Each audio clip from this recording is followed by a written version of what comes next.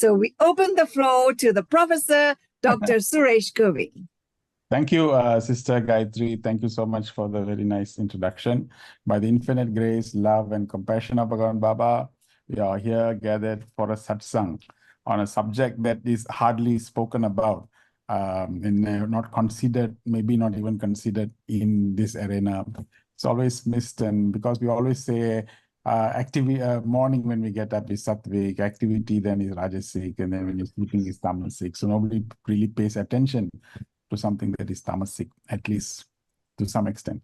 So how do you transform sleep into a spiritual practice? It's always very nice to talk to Mauritius. Mauritius has a lot of memories because so many times you come there, wonderful people, great island, good weather, and a lot of good work is going on. Thank you so much for inviting me back again in this. You also have got lots of others from other places, other parts of the world also joined us today. Okay, how to transform sleep into a spiritual practice. So maybe the reason why all this is happening is because the way we measure. See, this lady is measuring a weight, and a weight is always constant. And the reason why weight is constant is because she's lying upside down and measuring like this. So how to weigh yourself to be the most accurate results? And perhaps maybe we are doing it all, we are doing whatever way you are doing in a wrong way. Perhaps there is a better way of doing something, and that's what we are trying to explore and see. How should we expect the best experience so that this particular sleep becomes a spiritual experience?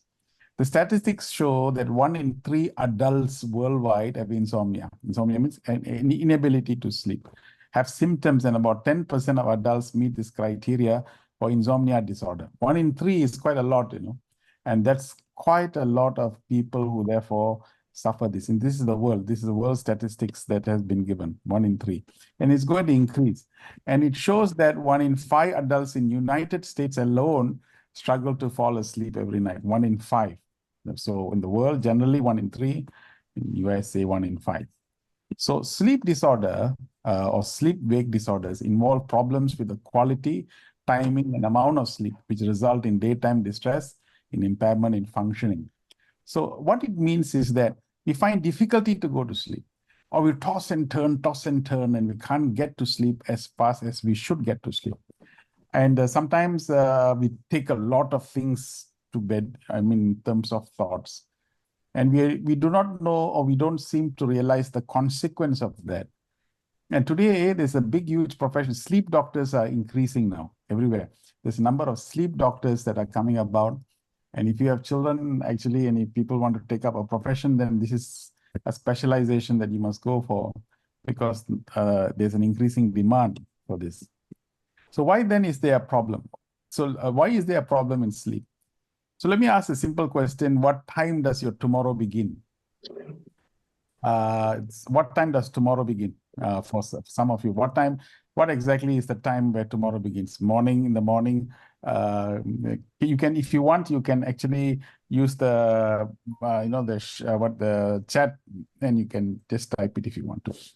Or if you can just open your mic and you can even say, I want this to be an engaging one as well. So what time does tomorrow begin for you? Some of you. Morning? 5:30 a.m. 5:30 a.m. Okay, very good. 5:30 a.m. Others?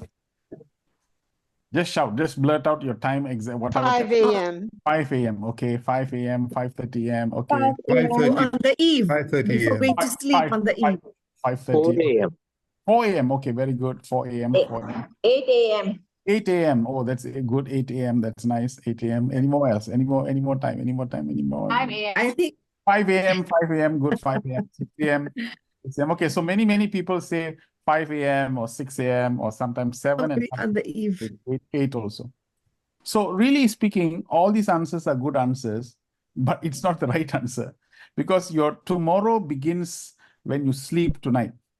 Because the way you sleep, and how you sleep, and the manner you sleep determines the quality of tomorrow. So if you're sleeping tonight at 10 p.m., let's say, tonight 10 p.m., then your tomorrow begins tonight. So this is it starts there. So the quality of your sleep is the single most determined quality that will influence the functioning of tomorrow. So this is, most people decide tomorrow only when they wake up, but it's actually when you sleep. So why sleep is so important? Why is it so important? It's important because if you don't have good sleep, it'll affect your concentration. Concentration is the single most important reason why there can be productivity. So whenever a sleep is compromised, you'll find that you're not able to concentrate. Then it definitely influences your productivity, and you find that the ability, the earnestness to explore, ability to innovate, ability to even interact with other people, because we will be moody, we will not be able to be creative, there will be creativity will be lost. As time goes by, we also will experience memory loss. We'll even there's association of Alzheimer's also to lack of sleep. Healthy lifestyle. Healthy lifestyle means a good healthy way of living. All this will extremely be compromised. Depression definitely is another sign. When we are depressed, we cannot sleep because we keep on thinking.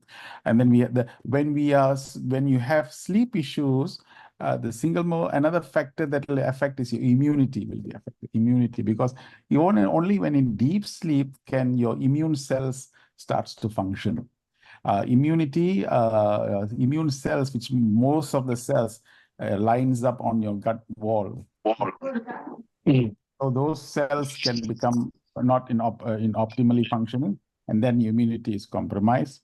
And then you find family bonding, because we won't have the enthusiasm, earnestness, irritation, mood swings, and all that will definitely create lack of joyous and happy nature. So all these factors come about, which literally means that the single most important keystone is sleep. So can you imagine? And not many people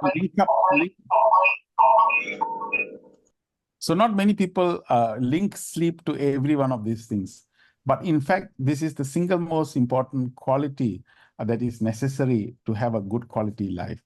So if the mind is calm, the mind is tranquil, and we are able to go deep and experience the sleep, actually it's like prasad. Sleep is like a real deep prasad. If you get the real ability to go dive deep into sleep, you will have a beautiful tomorrow.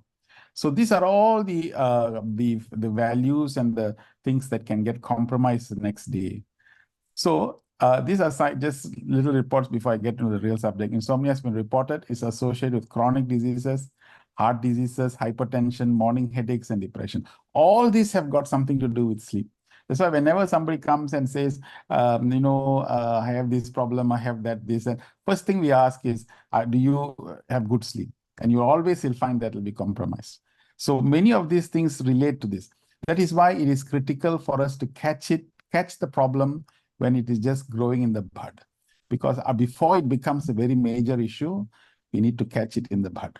So real healing in the body takes place when we are sleeping. That's why when a baby is born, he sleeps a long time, because everything is regenerating, everything is healing, everything is becoming a good state in which he sleeps most. And that sleep is called REM sleep. The baby is called REM sleep, means rapid eye movement. And I will explain that to you. That's a deep sleep the baby has. Epidemiological studies also demonstrate the lack of sleep is associated with daytime consequences, such as poor performance at work. These all science studies have shown impaired memory and concentration. So if you want good memory, strong concentration, you want productivity, high performance, then the single most important quality is sleep. We need to know how to do that. Insomnia has also been shown to be related to high rates of work absenteeism and increased rates of motor vehicle and workplace accidents as well. So because the concentration is not there, the focus is not there, therefore we may tend to knock other cars, we may get into accidents, we may have other problems. So all these actually cause what? There's economic implications to this. The economy of an individual, economic conditions of an individual, we may not directly link it to sleep, but actually there is an implication to that, and people have calculated this.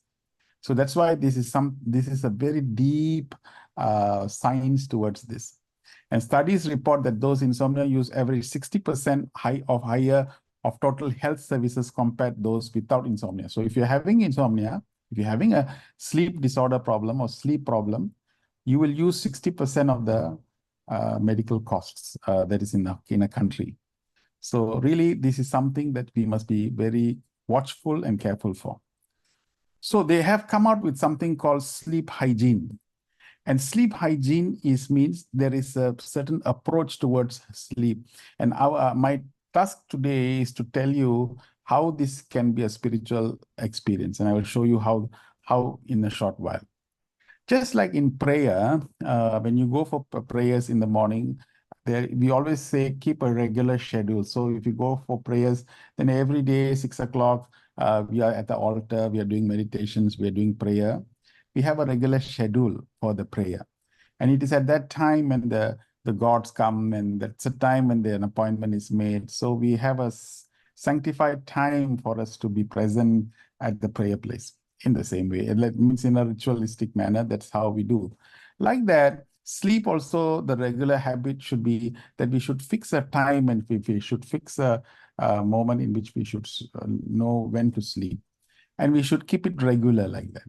So sleep, prayer, all are same because we are getting into a state, and when we're altering our state to experience that experience.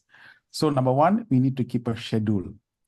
And you see, just as how we do prayers, we do chanting, we do prayers, and then we meditate. You see, when we do the chanting, the mind becomes calm. We do japam and everything else. Then we do general prayer, bhajans and all. And then we enter into meditation. The mind is conducive for us to uplift. In the same way, for sleep also, we need to switch off our mental activity, then enter into some light relaxation mode, music, then we sleep inside. So in both exercises, the mind is becoming more and more subtle. So in sleep, if many people watch something TV or watch you sleep on the bed and you do the what is that, the computer, or use your handphone, smartphone, and then the blue light comes out. It affects the eye, it affects the mind. Then you switch off the computer and immediately sleep in the bed. Your mind is still active. So you find that it just goes on. So if you are not disciplined enough to know to switch it off at least half an hour before sleep, that means 30 minutes is the time that we must give ourselves to switch off before we sleep. So we are then preparing. In other words, there is a reverential approach towards sleep because our mind is now beginning to quieten. We are slowly moving from the physical, mental occupation.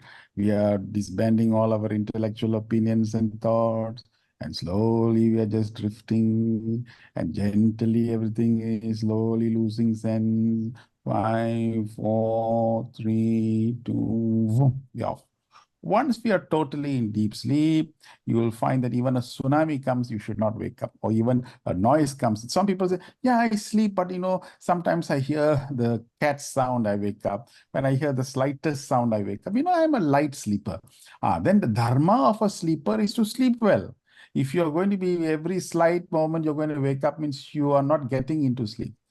They have also done a very deep research to show that in sleep, there are levels of sleep.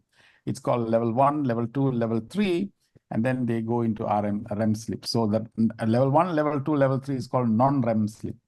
There's a way of doing it. So they've already done deep research. So people from waking stage to go to sleep stage is light sleep. Then you need to go to deeper level, which is 2. So why you are not getting deep sleep is you're not getting to level 2. So you're still orbiting at level 1. That's why in the slightest sound you're waking up. So when we're not getting into deep sleep, it's only deep sleep does healing, regeneration, and all the cells starts functioning, the immune cell starts operating. All that is at the deep sleep state. So we didn't give our body that sleep. We didn't give that body the rest. So literally, actually, we are abusing our body because we are hardly rested. The next day we are going back to work and then pushing ourselves. Then you find that there will be a backlash at some point, and we will compromise our lifestyle, and that is when we incur lifestyle diseases. So we need to know that this is a yoga. Sleep is a yoga, in which mean to say a union with the higher self. Why? Because the mind is not functioning anymore. So when we know how to do that properly, systematically, and also know how to do it reverentially, we are slowly disbanding our existence and losing ourselves. That's why it is a very powerful acquaintance, a very powerful state to achieve in deep sleep stage.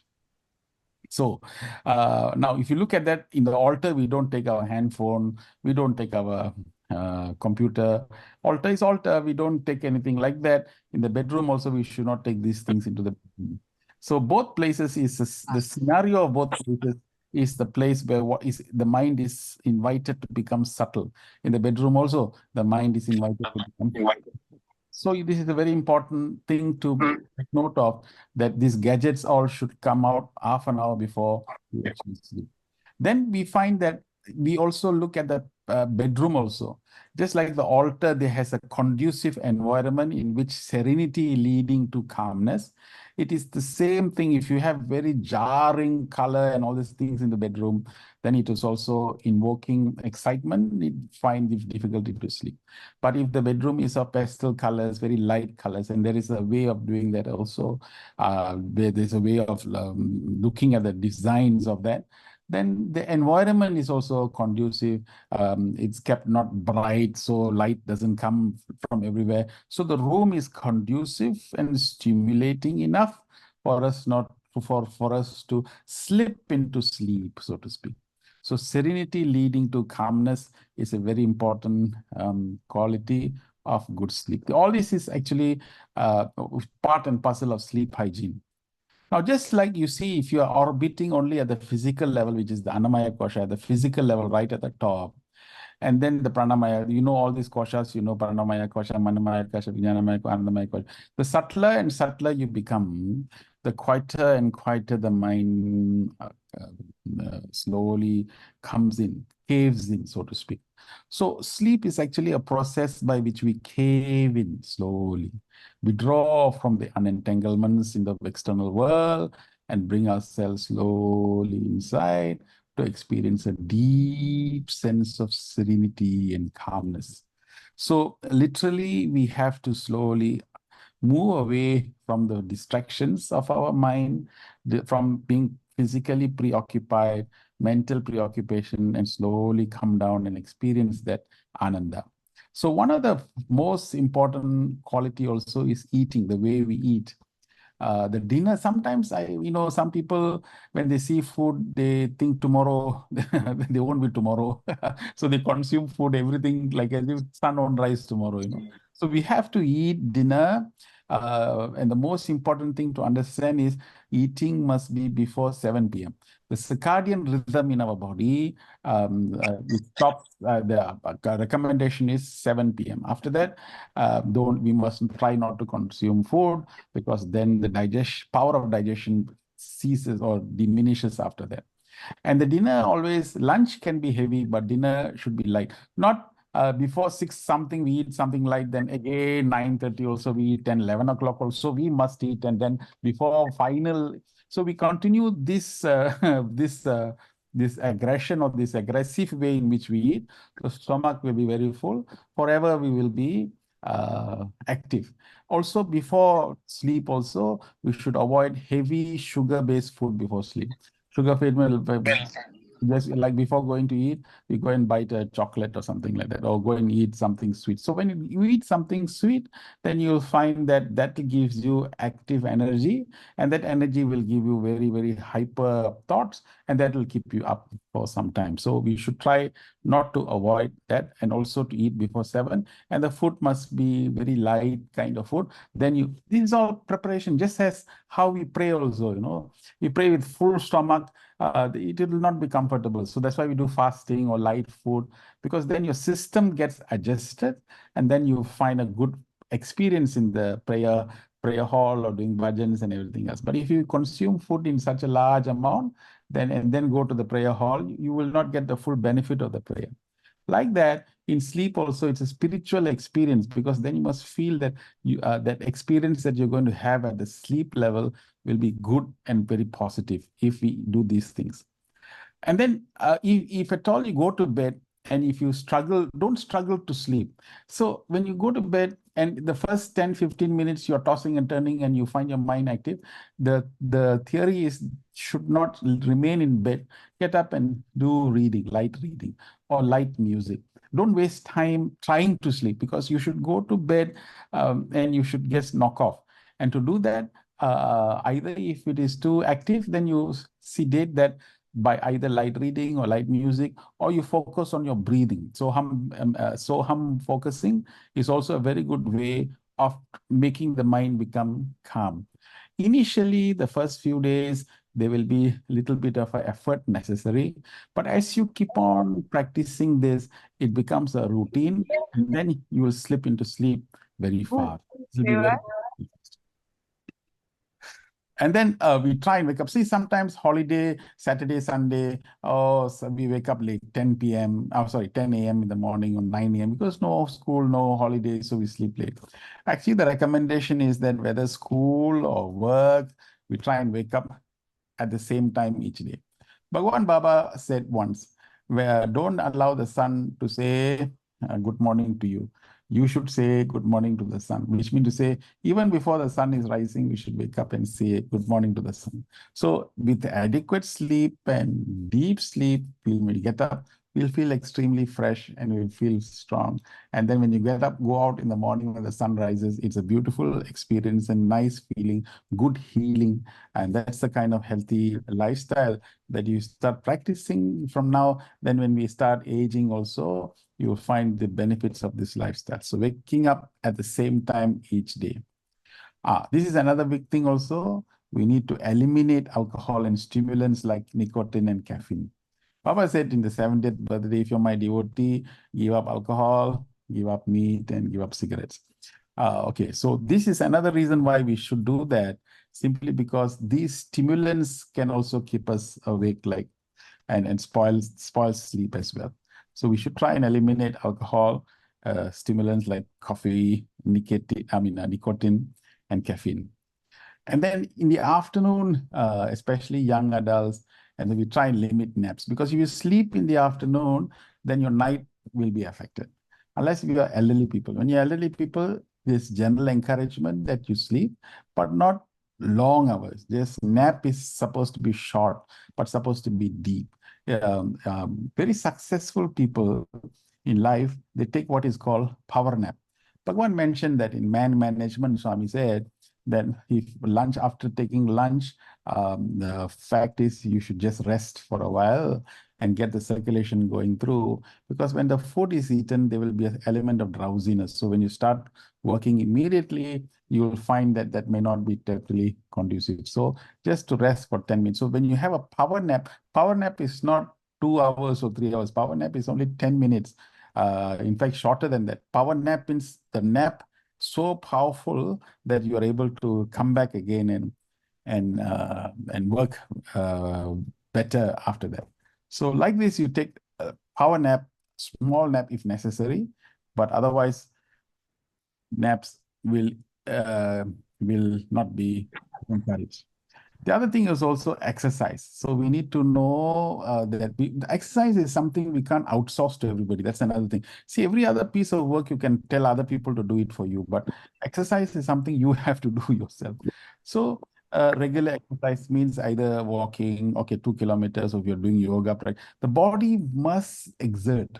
And today's world, the consumption of food, which is so high, the life has become so sedentary. The only thing that is seemed to be moving is the fingers, because we are typing the computer, So that's all. So the fingers seem to be moving. Even we don't climb stairs, we use the lift. So all these things are just making us very sedentary, watching television and doing all that. So once we have consumed the food has to be used. So there has to be some regular practice, regular exercise, because otherwise there will also be a repercussion of that. So it's either, there are two ways of doing this. If you don't want to do regular exercise, then you also make sure that you limit the food. Sometimes the food that is consumed is not really necessary to be consuming that amount. I remember once when I was in when I went to, I think, I mean, Mauritius, they took me to school, and I was when I was there, we went to the canteen, and so we all sitting down there, and this boy, I think the schoolboy, one of the schoolboys came, and he was carrying a plate of rice. So I honestly asked, "Oh my, so nice of him to bring that plate of rice to give his friends." So then only we realized he didn't give it to. He was actually, that was meant for him. So then I asked, how come that consumption is being made? So generally people, take large consumption of rice, and rice and all that is carbs, and that is itself in a long term will have its repercussions. So exercise regularly is a very, very critical component, and it has to be emphasized. It has to be an integral lifestyle, which we must daily try our level best to practice this. Whatever little we do. Then some housewives say, Suresh, I'm in the house, all the ironing I have done, all the, the washing and cleaning and mopping and all we are doing. So after some time, if you're doing that, the third or fourth or fifth or sixth time you do the same thing, the body is already getting accustomed to it. Then if you're not pushing the boundaries, pulling the, then it becomes normal. So the theory of exercise is each time we try and find limits, slowly extend so that we can maximize the energy and get the benefit of that. The Swami said, spirituality means seeking to realize the oneness of all beings. There's only one. All came out of this one. The entire creation itself came from this one. Now, this is a very powerful statement to say that Bhagavan is saying the aspect of spirituality is to experience oneness. If we can see 2, 3, 4 diversion, then we are moving away from spirituality. The essence of all spirituality is experience that oneness. Swami also said, one more time, he said, true spirituality consists of promoting human unity through harmonious living and share. This is the basis of it all. But in life, what happens is, whilst we do not know how to connect to other people, we also get disconnected from ourselves because we carry a lot of burden within ourselves, a lot of belief system. Oh, I'm not good enough for other people. I should be perfect. Nobody loves me. I must not make a mistake. I can't do it. We carry these beliefs in our daily working life or in our life. Means we are disconnected from ourselves. This disconnectivity will be expressed where? The place that will express is in the sleep. You find that when we sleep, when we cannot, we'll always find certain things, certain behavior, or certain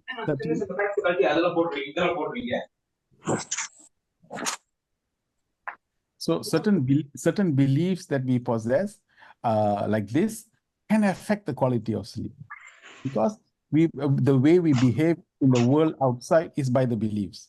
So when we carry these beliefs, this will definitely make us interact in a certain way. And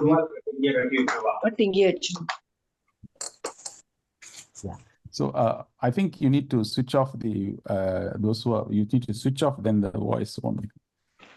So therefore, it is very critical for us to become aware of the belief systems that we are carrying in, so as to get connected with it.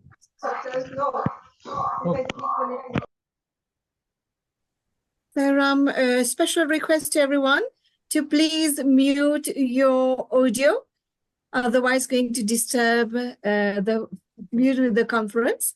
Thank you so much for your kind understanding. Yes, Professor, you can continue. Thank you. So the first disconnectivity is disconnectivity with our own selves by certain attitude we have, certain thoughts we have. So always when we go to bed and sleep and we cannot get good sleep, we should ask us, why is it that I'm not getting this good sleep? What is it that I'm thinking about? What is it that I'm worried about? What is it that I'm anxious about? This is very critical for us to examine.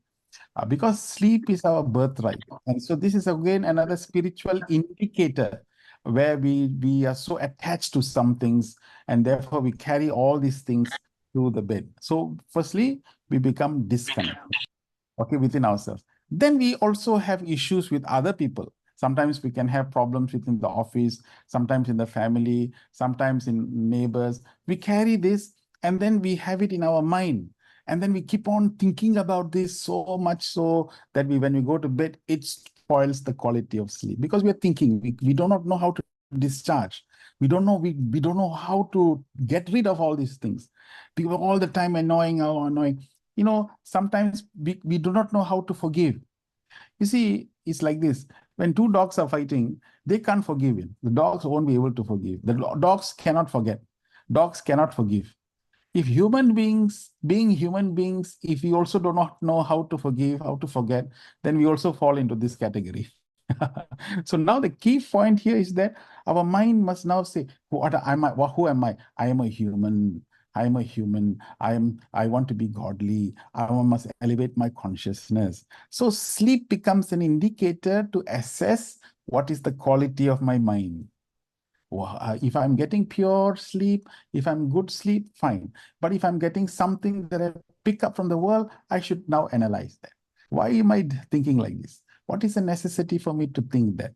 Why am I disturbed? I should be thinking because it is my birthright. Who has the right to take away my birthright, which is sleep?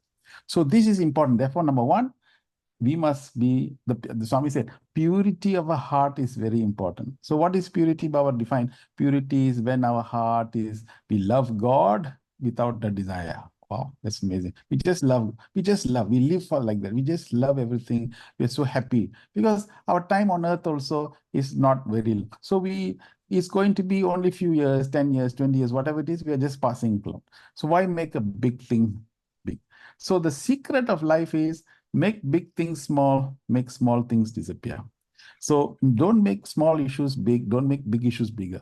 Always try and find some solutions so that the index of that is that when we get to sleep, we find that sleep is the rewarding experience for an attitude of detachment and peace. So sleep becomes the indicator. You see how you spiritualize sleep, is how can sleep become a spiritual practice? By assessing the quality of sleep, we know the quality of life. So this is one important thing. So when we go to bed and we have all these thoughts that is coming like this, so many thoughts is running inside. There's a book called Stop Overthinking. This thinking, overthinking, my God, thinking how this person doing, that person. So when you think so much and you're sleeping like that, one thing is that you are then become a light sleeper. You sleep and get up. Then number two is that immunity is not developed because health will be compromised. Sure, health will be compromised. And when health is compromised, then we lead to sickness and we lead to all other parts. That is why one of the best recovery from any illness is deep sleep, continuous rest and deep sleep. So sleep, stop overthinking. So now when we go from today onwards, if you're listening to this, so your mind should be just clear. Then you will say, oh, Suresh, you don't understand. I have a problem. I've got this problem. So some of us think this, I'll tell you something. One thing is that we think without us, the world cannot continue. You think that without you, the family cannot continue. You think without you, the office cannot continue. We think like this. We have a false thinking that without us, the whole world will not continue. I tell you honestly, we are the most dispensable object in this world. We can easily be dispensed. Once you come to the conclusion that you can easily be dispensable, you become detached. When you learn detachment, you'll find that you will do the work, but you will not take it and be obsessed and be worried about it and then go to bed with that kind of feeling. Because sleep is a quality of a rewarding experience, which if you're not having it, we must try and have it. And there are ways to do that, but we can't do that exercise here because it's an exercise separately. This is only the theoretical aspects of how towards becoming more vigilant about certain things that is probably not functioning well enough. So then we get good sleep. So overthinking should not happen. So we need to stop the overthinking. So how this overthinking happens is we need to keep on purifying. We keep on climbing the ladder of consciousness. So angry thoughts, then we should not have. By the way, just to let you know, every time you become angry, the body produces a toxin that probably takes weeks and months to detoxify.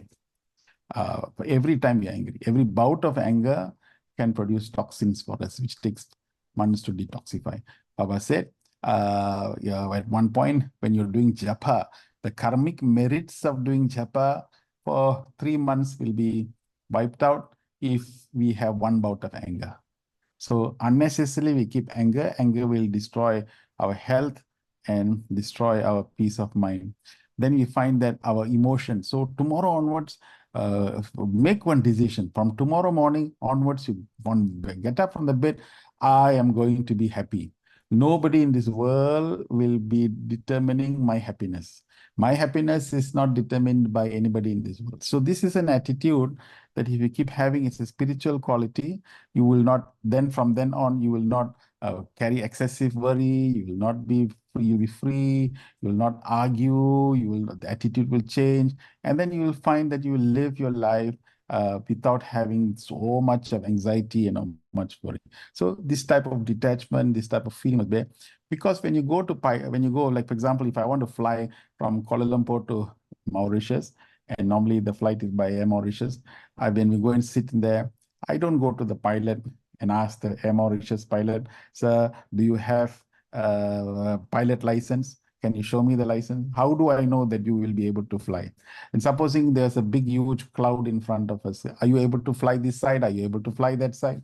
I don't know. I just go and sit in the back seat and switch on the video, have my meal and just enjoy. They take me thousands of feet above and then land me in Mauritius. And if I can have that faith in a pilot whom I have not seen at all, who's able to, I trust my entire life with a pilot, then why not I trust my entire life with Bhagavan, with Swami, with God? Hey, yeah, I've come in this world. I'm leaving myself in your hand. The moment I leave myself in your hand, anxiety, worry, fear, all this will not come. So what happens? I use my time to work on my consciousness so that finally I must get out from my jail that I have developed. So if I do that, then sleep becomes a natural reward. Every day I do like that, I think like this. Then every time I sleep, Bhagwan, I'm feeling happy. Now, this is ECG. Look at, if you're very frustrated, you're sleeping in your go with a lot of frustration to bed, you look at your ECG. This is the incoherent spectra of a frustrated heart, continuously thinking, continuously worried, continuously anxious, continuously angry. Look at your heartbeats. Look at our heartbeats. If you're appreciating, the same heart is now beating with coherence. It becomes, we appreciate everything. So if you're going into bed and you're feeling so happy and joyous, you're giving your heart coherent beating. Your thoughts are coherent. Everything is so rhythmic and slowly, and then like that. You see, you look the way the rhythmic and then slowly, boom, you slept. You already slipped into sleep. Just like the baby who's crying and crying, then the mother comes and mother puts her hand on the baby. You see the baby is stopped crying, isn't it? Why the baby stops crying? Because the baby knows now mother is there, and the baby is now, the mother is beating the child lullaby, and the baby is slowly slipping into sleep. So how does it? Baby now understands, baby now appreciates that there is a comforting hand of a mother, and in the hands of under the hands of the mother, he receives what? He receives security, he receives safety, he is appreciating serenity. So like this, every time we go to bed, oh Bhagavan, you are with me, why should I worry? You must have the feeling of comfort and knowing very well that tomorrow will be taken care of, everything will be all right, Bhagavan, I'm with you. That feeling, with that sensation we sleep, you find that that is what is meant by faith. There's no point going to the altar and putting Om Swaha, Swaha, Swaha, and keep on pouring flowers, and then you show the arati, show the camphor, but we are not having the attitude of this surrender, letting go, let God do. Oh God, you are the one, we must have that faith that God will be able to look after. So once we have that, you start appreciating the whole day. So just before going to bed, there is a way of doing that. You need to switch off your mental computer. How do you switch off? Firstly, wash the legs properly before sleeping, and then you sit at the side of the bed, and then you do a prayer. I will show you a nice prayer at the end of the day. You thank Swami Bhagavan. Thank you so much for one. You look back at the whole day with gratitude. I met this person, so nice, Bhagavan. Thank you so much for giving this opportunity. legend. Oh Bhagwan, thank you so much for giving the car park, that space you gave. Nice. Everything went very well, Bhagwan. Today, whole day was such a beautiful day. I enjoyed. I met 2, 3 people. One person shouted at me, Bhagwan. But thank you so much, Swami. I know you. That is also you, because you taught me how to be patient. I never got angry, Bhagwan. So see, I'm narrating the whole day's event and thanking him for everything. May tomorrow be a good day. May tomorrow be as perfect as today. Thank you, Swami. And then you slowly, Sairam, Sairam, Baba, Sairam. So you sleep off. So this is how appreciation helps you to do that. Now, this is another subject on emotional trauma affecting deep sleep and this affecting the production of melatonin. Melatonin is necessary for inhibiting cancer cell growth and is the primary hormone responsible for regulating immune system. During this phase, a part of the emotional reflex center in the brain slowly breaks down due to the emotional trauma. So in the night, when you have very deep sleep, melatonin is produced. Melatonin is very, very important for sleep. And that's why when you have jet lag, also some people take melatonin like that to sleep well. So when you go into deep sleep and when these chemicals are produced or when these hormones are released, you find that that is what equilibrates the whole body. This influences the immune cells also. So when the immune cells are also functioning, health is restored. You'll find peace, you'll find healthy. The term is no man is greater than his respect for sleep. This is a very powerful statement. If we are not able to respect and revere sleep as a spiritual practice, then no man is greater than his respect for sleep. So how you get this is a nice analogy. If you want to remain at the top of the ocean, that's where the mind is. And the mind, when you're continuously at the top, you'll always be tossing, always be turning. So the whole idea is both in meditation and both in some sense in sleep is to allow us to go more serene, more subtle. So you just focus on your breathing, just focus on the breathing, slowly, gently go and be at the seabed. Once you're touching the seabed, that's where you find peace. That's where you find tranquility. In peace and tranquility, you will just slip into sleep. That's how. So this is. But if you cannot get, it's because your mind is very affected. Baba mentioned this particular thing, and this is very nice example of how much we want. What is the earnestness? All this comes from the intention. So after this, you should have very strong intention like the Chataka bird. The Chataka bird endures many ordeals and in life, but to secure unsullied raindrops from the cloud. So he's waiting only from the raindrop that comes from the cloud. Why? Because the raindrop is pure. The moment it comes a dark cloud in the sky, it embarks on its adventure. There is water plenty. There's so much water in the lake. There is so much water in the pond and the river. But the Chataka bird has no use for these polluted waters. It waits for the pure raindrops in the month of Kartik and does not seek any other water. It is undaunted by the thunder and the lightning. It seeks only the pure raindrops falling from the clouds without fear or concern. It sings in joy as it drinks the raindrops. The Chataka bird is an example of pure love. The true devotee should perform similar penance. He must have the same determination. He must go through similar ordeals to experience the ultimate ecstasy. He must not succumb to the wills and attractions of the world. Bhagavan said, this is a beautiful example to show how even if the bird is thirsty, he doesn't drink the water from the ground. He waits for the raindrops to come because it wants. So that is the search for purity.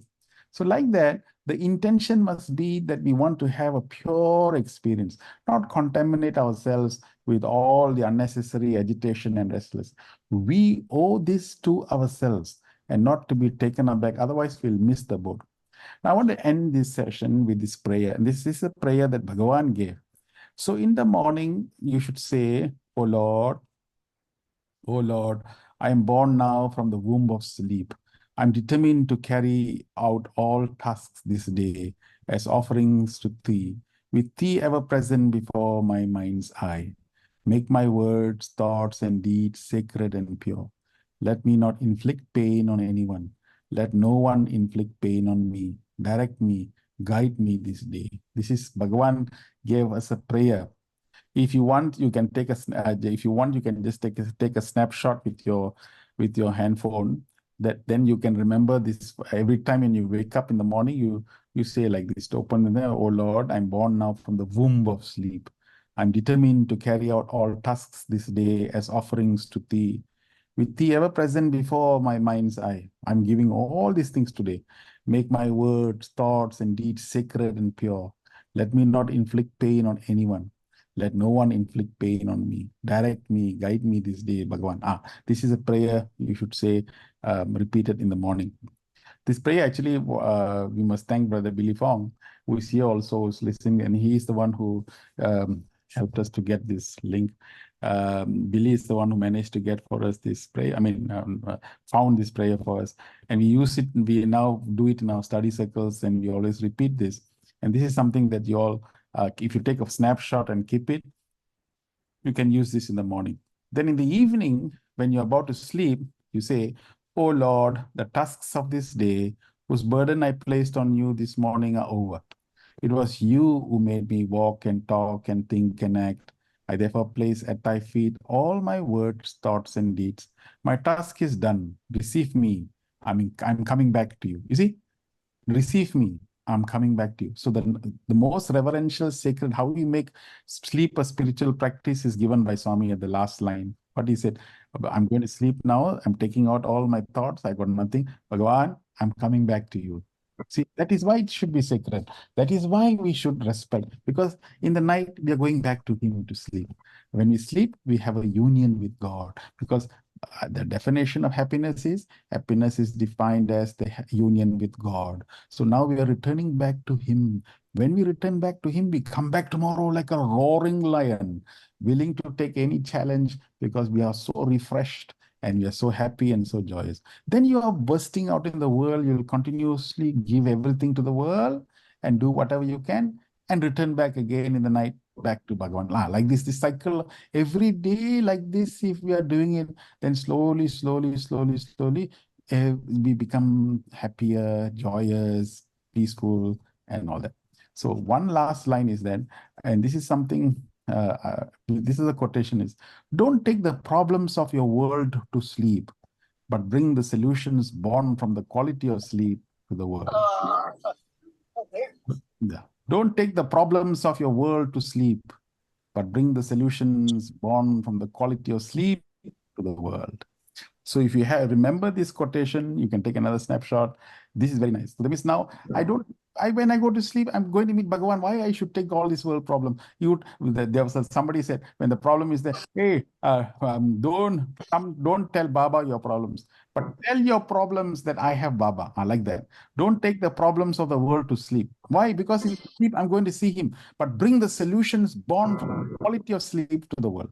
I used to say, Swami, I said, those of you who have got other gurus, or those of you from other faith, those of you who doesn't matter. Then whichever religion you're following in, whichever form that you're worshipping, then that is the form that you should respect and take like that. So in this way, every night is the appointment that you're making to God because you're going back to him. So when this attitude you have, you'll be spiritualizing sleep like every day, and you'll be making sleep a very particularly spiritual essence, because it is only from that restful state can we become active in the world, and we can give everything back to society and mankind. This is therefore almost 1 hour presentation. Yeah. So Sister Gayatri. Oh, yes, brother, Professor Dr. Suresh. This has been a really very, very, not an interesting, but illuminating, enlightening program for us, especially because you mentioned so many beautiful, intuitive. It's going to help us, especially because sleep has become a luxury today. For many people, luxury, because they're not able to sleep. And when you said it's a reward, it is a way to assess how is our lifestyle. So thank you so much. And I would love to say, our Sairam to Brother Billy. Thank you so much for giving us this opportunity to connect with you again. When we go back to 1997, when we met, we used to meet in Prashanti. Yeah. So anybody would like to have any question you would like to ask, Professor? This is the time now. And how much time do we have, brother, on this session? No, I Do you think, think you can welcome a few yeah, questions? maybe we can go for Yes. another 5-10 minutes. Yeah, no problem. Okay. So if anyone would like to put any question, any comment, any appreciation, because this appreciation is so beautiful when you mention appreciation and the frustration and about our ECG spectrum. Oh, this is really nice, really nice. So now we have understood about what is the sleep, how sacred it is. And sleep is a union going back to God. Oh, this is lovely. So we'll have any question? Any somebody is raising hand? Yeah. Would like to say? Can I ask a question? Beautiful. Yes, Sister Rishma. Yeah, Please. I want to ask, is there something to bring our mind from like to the bottom of the ocean? Is there like a tip or Yeah. So if the mind is continuously agitated and is not getting into calmness, so one method is that we could focus on the breathing. So if you are lying in bed, you let your mind visualize whichever God form you want to visualize, or if it's Swami, it is Swami, then focus on the breathing. So when you focus on the breathing, the mind says, when you're inhaling, so then focus on hum. So when you do this now continuously and continuously, you'll find that very slowly the rapid agitation will slowly come down, and then you will go there. So this is one way of doing that. The second way, of course, if it is terribly agitated, then they always suggest that don't spend too much time struggling to sleep.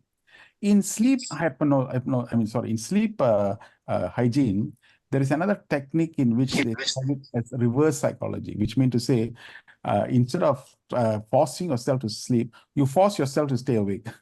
The mind sometimes reverses like that. You also will reverse when you struggle to stay awake, the mind will go back towards sleeping. So they also prescribe that.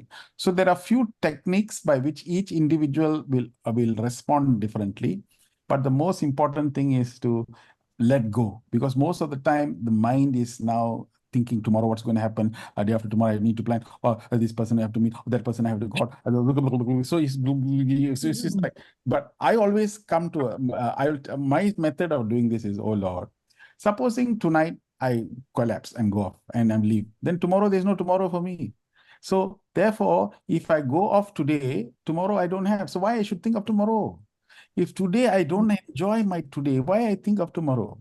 So the way to get deep sleep is to become detached. Don't become like a child. Don't think of tomorrow, make it a big thing and all that. But I do one thing, that tomorrow, if you have something to do, then you pray to Swami. That's the time to pray. Swami, tomorrow this meeting is going to take place, Bhagavan. But I know you will be there at the meeting. Everything I know will take place. And then I have 3 appointments, Bhagavan. I don't know on earth, how am I going to be in 3 places? That you must help to arrange and organize. Thank you, Swami. All my problems are now with you. I'm resting now because I'm now decided that you are the pilot. Why I should take the worry upon myself? Sleep. Once you sleep, I mean, this is what is meant by surrender. Surrender means let go. Because we think that we are controlling everything. We think we are the architect of the world and all that. So this type of misconception is what should go off. And that is the ultimate expression of spirituality, to know that you are just the doer, you are just the instrument. Isn't it? Very well explained. Thank you so much, brother. Okay, so this is the night prayer. So when you're going to pray, remember I said switch off. If you've gone travel all of the way and you come to bed, wash your legs. This is very important prerequisite of this cleansing. So wash the legs. Okay, I'm going to come to bed. Like you see, like going to altar. Like you pray to go to temple. You pray to like that. Wash your legs. So say I'm going to come now, Bhagavan. Okay, and then you have a small little thing of saying that I'm going to thank you so much for a nice day. And then this prayer you can say. Oh Lord, the task of this day, whose burden I place on you this morning are over. So as you narrate the task, don't repeat it like a parrot. You need to you go through the whole day, mentally go through the whole day and all the beautiful things. And even the unpleasant things are also pleasant things. Everything is prasadam. So just take it like that. It was you who made me walk and talk and think. And so when you say this line, automatically it implies that he is the doer, not you. Once I know he is the doer, I don't have any problem. The problem in life is we think we are doing it. We are the one, we are the one, we are the one.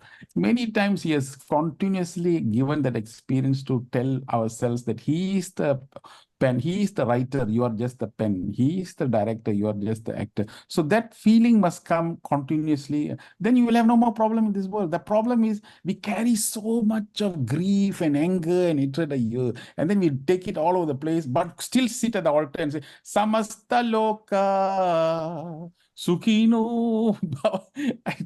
So unless we come to the conclusion that we are that thing, then you won't get that feeling of happiness and joy. Then I therefore place at your feet thoughts, deeds. My task is done, Swami. I did whole day, I did the task. Receive me. I'm coming back to you. See, receive me, Swami. I done the best of my ability. I have done it. I'm now coming back to you. See, I'm coming back to you. I'm coming back to you. Zoom. That's it. Gone. You're no more there. Next thing you know is 4:30 or 5 o'clock, you're up. You see the alarm clock and then you're up. Fresh. There are some people who have sleep and then you carry the dreams all will come. So in terms, best is to have seamless sleep without any disturbance in the night is fantastic.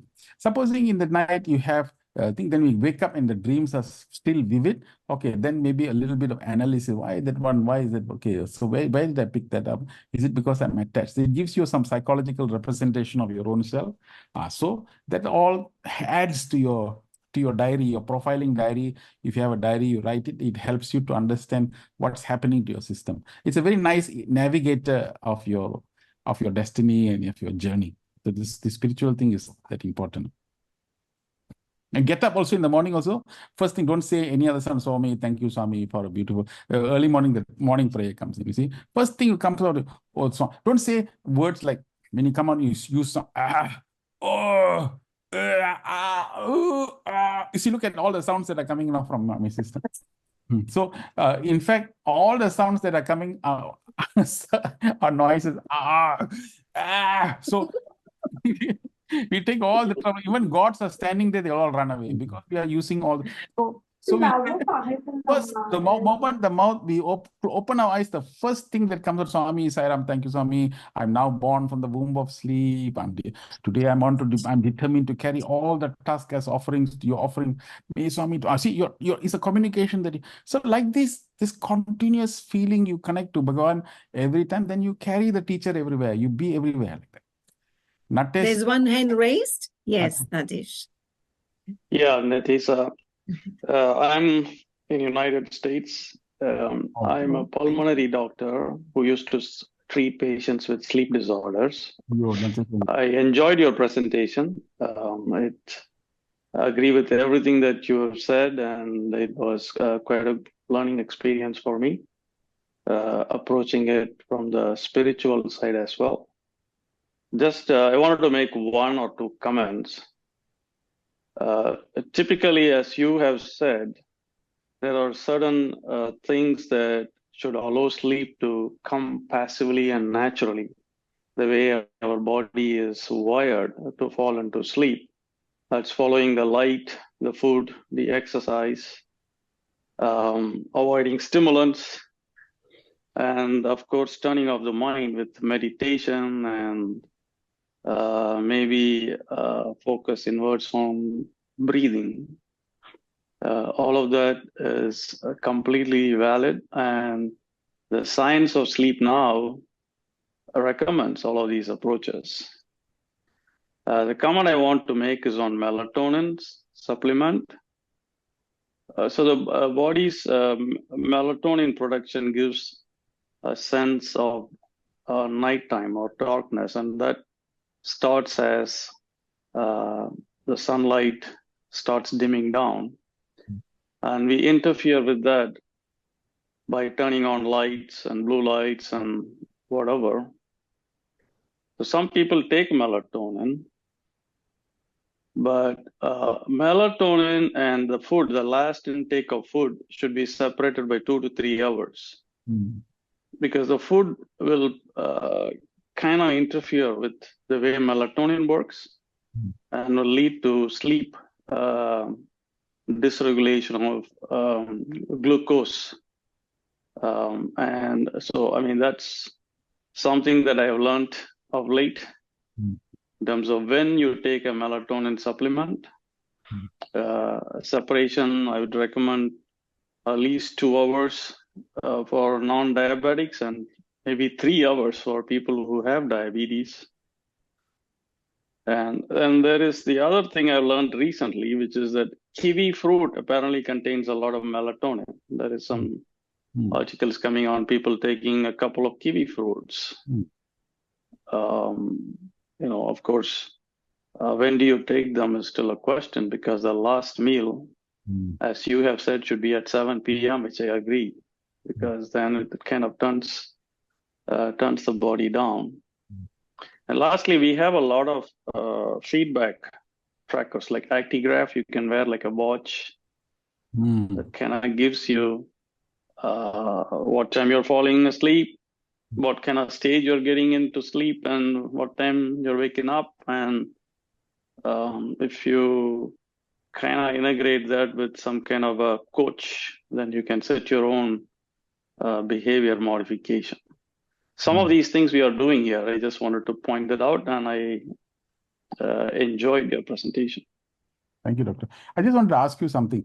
Do you get a lot of cases now? And is it, are the young people also suffering from this problem?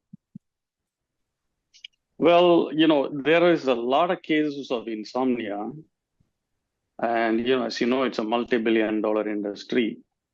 From the various kind of beds one is supposed to have, mattresses and whatever, all kinds of gadgets to promote sleep. You can be wealthy like a billionaire, but when you get to that wealth, you can't sleep.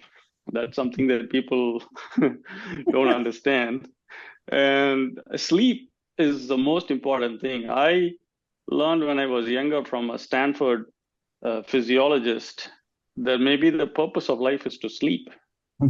And I was reading Mandukya Upanishad on time, and there is a beautiful classification of stages of sleep and how you connect that to Turiya.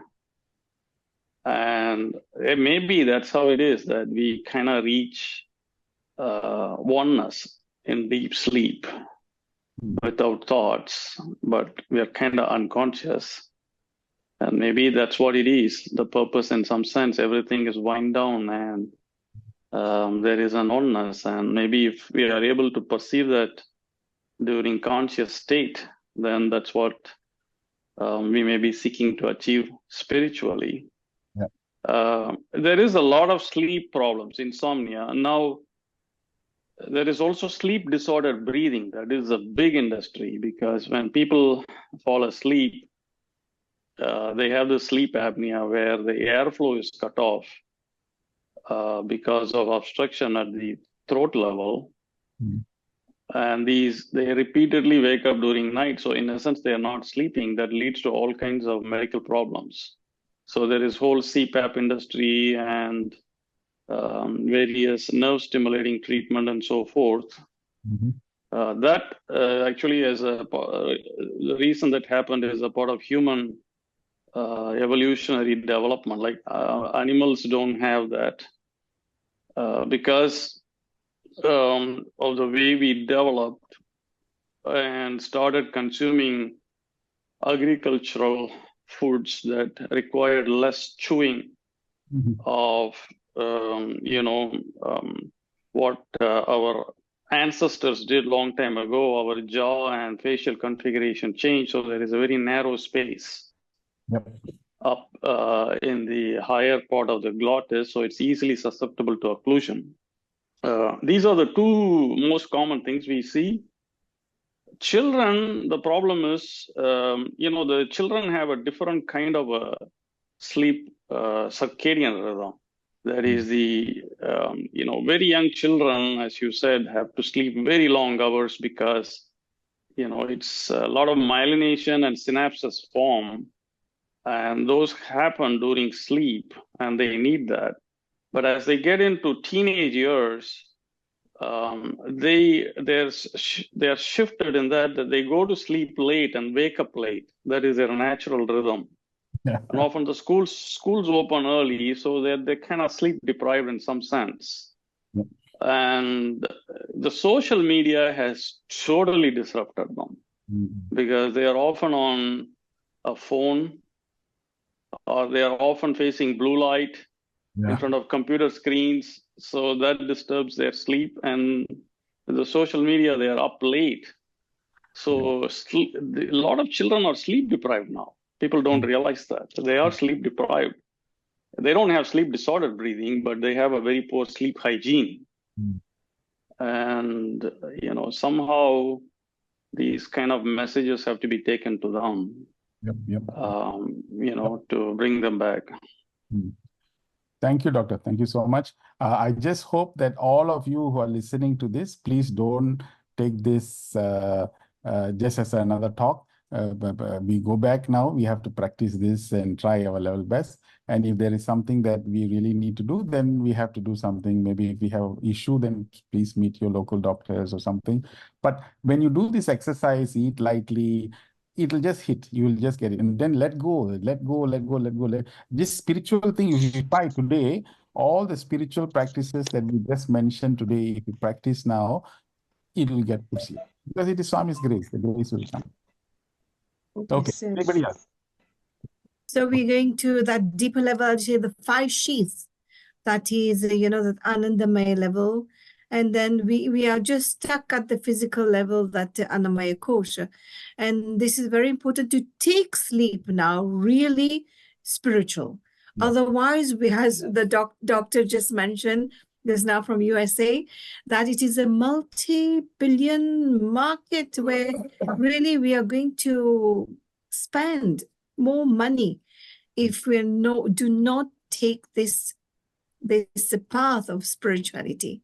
And it can be solved, as you mentioned in your presentation. But one thing, is it possible with Brother Billy and Professor Suresh, is it possible to have a follow-up program like this, like next month or whenever you have time, you can give us your precious time.